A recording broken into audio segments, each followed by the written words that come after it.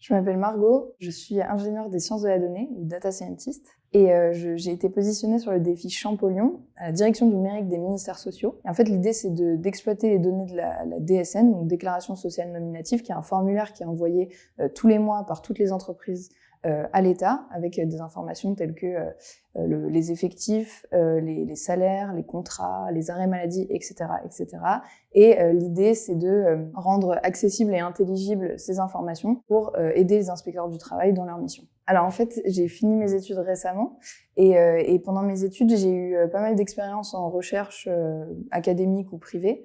Et en fait, je savais pas à la fin de mes études si j'avais envie de continuer dans ce monde de la recherche ou si j'avais envie de travailler sur des projets plus concrets, mais toujours dans l'objectif de servir l'intérêt général. Le programme EIG s'est présenté vraiment comme une opportunité idéale, puisque ça me permet pendant 10 mois de tester un monde de la recherche qui est un peu différent, la recherche entrepreneuriale, et ça me permettra d'arbitrer dans le futur sur mes choix de carrière. En tant que data scientist, sur ce défi, l'objectif, ça va être vraiment de créer de la valeur à partir de cette immense base de données qu'est la base de données de la DSN. L'objectif, c'est pas de donner des informations brutes aux inspecteurs, c'est vraiment de créer des outils qui vont leur permettre d'être plus efficaces dans leur travail.